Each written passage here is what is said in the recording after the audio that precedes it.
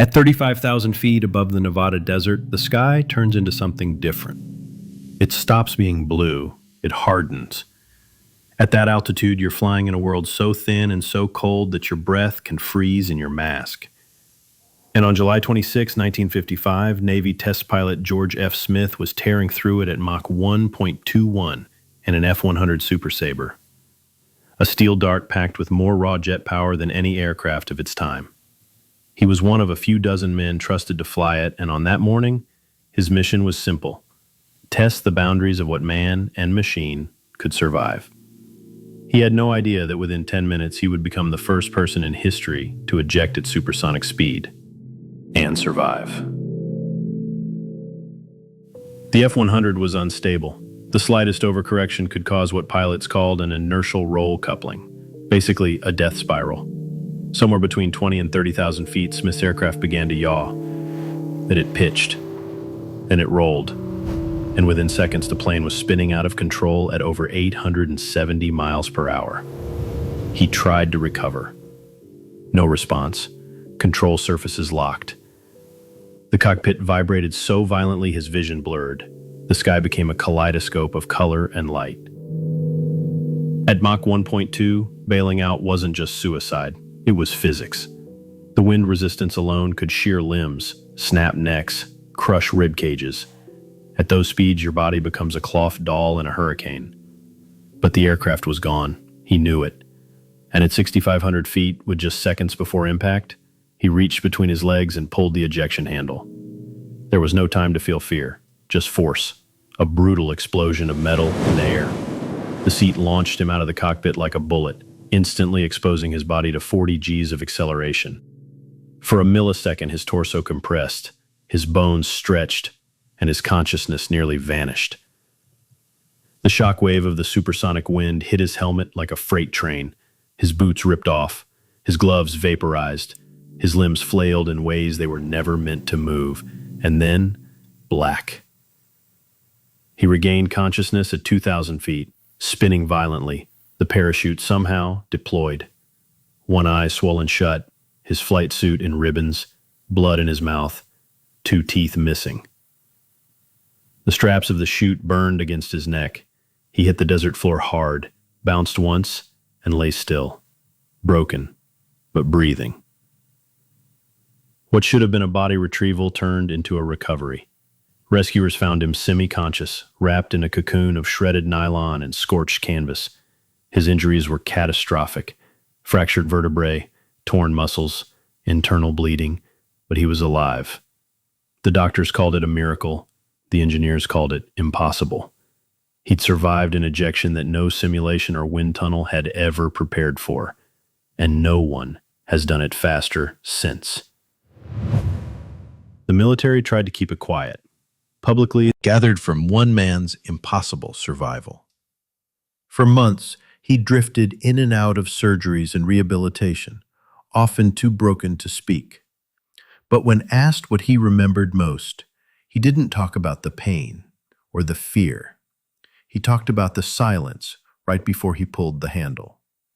That split second where time froze, where everything felt weightless, where he knew he was either about to die instantly or become a name no one would believe. And then he pulled.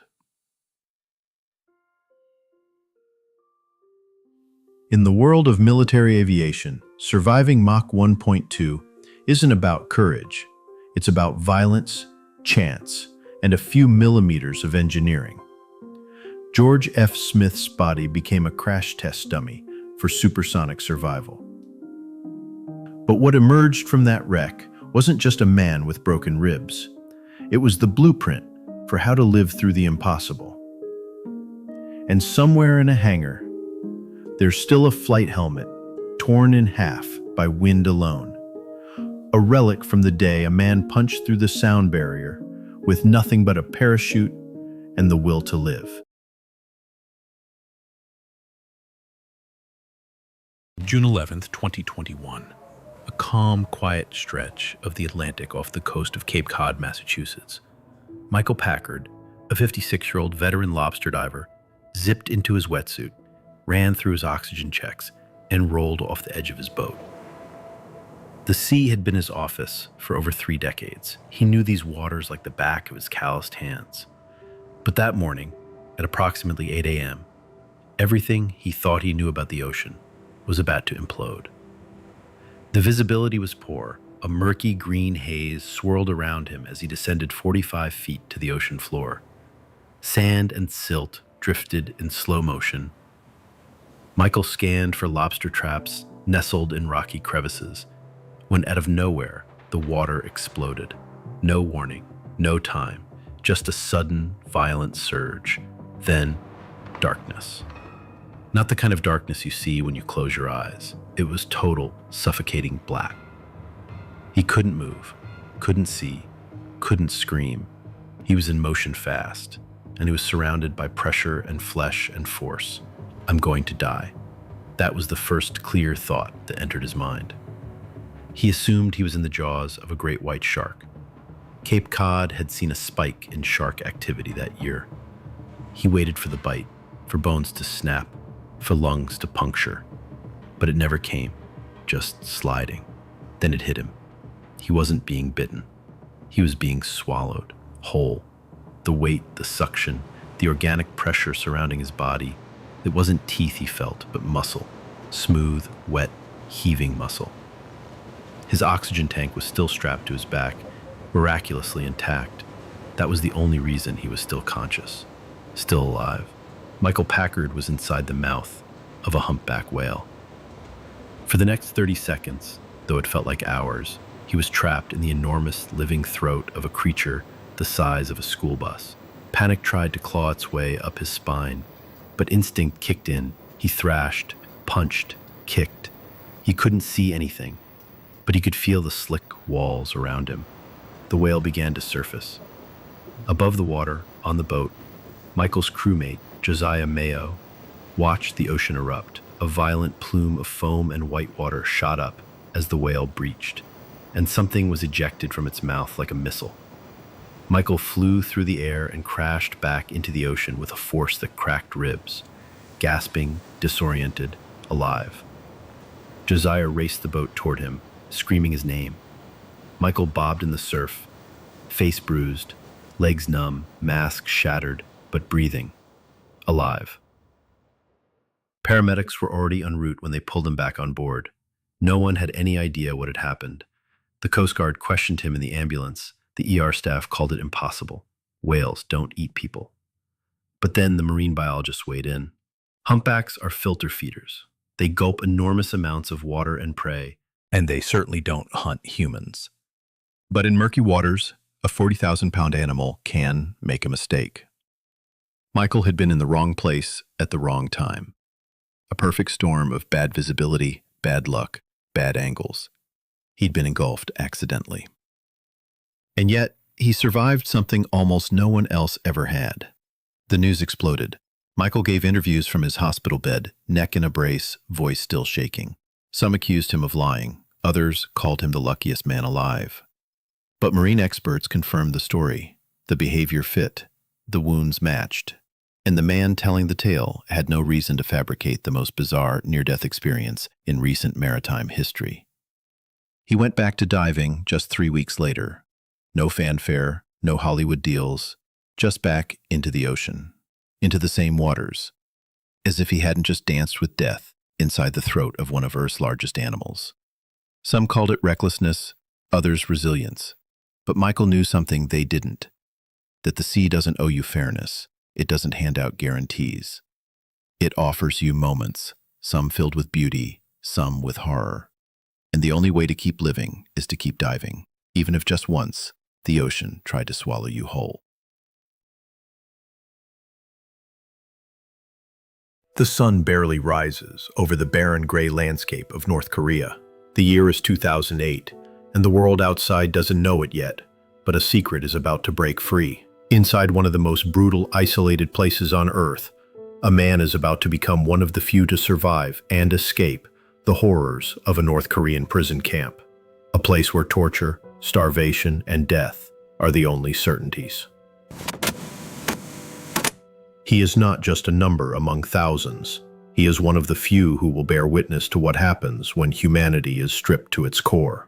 2 a.m. The darkness is absolute. Inmates huddle in their tiny claustrophobic cells, their bodies racked with hunger, their bones screaming for something, anything, to sustain them. The guards are everywhere, always watching, always waiting for a reason to strike. 3:30 a.m. A muffled scream echoes through the thin walls, but no one dares move. Silence returns. A man lies still, a human form amidst the cold concrete, his emaciated body barely able to fight off the fever that has taken over. His name is Shin Dong-hyuk, an inmate at the infamous Camp 14, known as one of the deadliest prisons in North Korea. Shin was born here, raised in the camp, where his parents were punished for the supposed crime of trying to escape. His mother was forced to work the hardest labor. His father, a non-existent figure, lost to the cruel system. He has known nothing but pain, nothing but survival. Shin's life is a blur of routine, but in this hell, even routine can kill. Every day is a struggle to stay alive. A struggle to avoid the torture, the forced labor, the starvation. Guards move in and out of the barracks, their boots loud on the cold stone floors. They are omnipresent. A strike of their baton, a harsh word, and your life could end in an instant. The odds are against anyone who tries to escape. The punishments for fleeing are unimaginable. 8 a.m. As the sun rises higher, Shin is at his work detail, carrying rocks, breaking his back under the weight of the work, under the weight of his past. But today is different. Today, there's a crack in the routine. A guard, distracted by something, turns away. A whisper, a plan. It's a shot in the dark, but it's his only shot.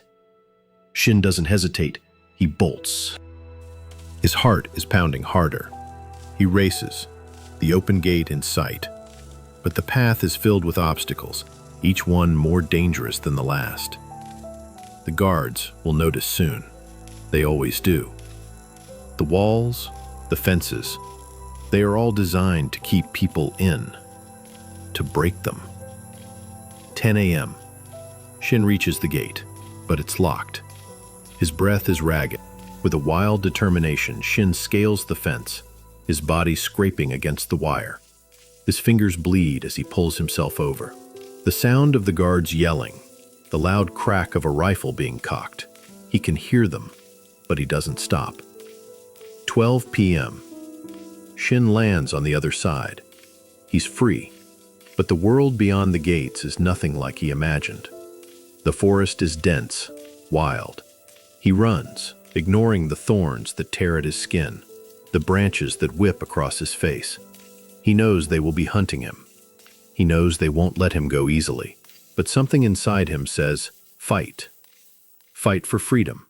For days, Shin survives on sheer willpower alone. His body breaks down, his legs buckle beneath him, but he keeps going. 2 p.m.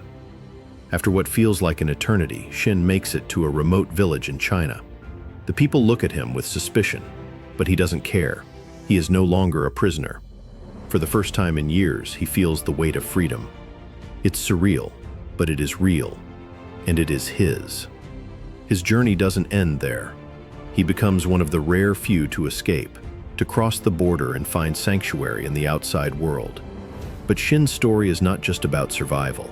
It's about something deeper, the human spirit that refuses to be broken.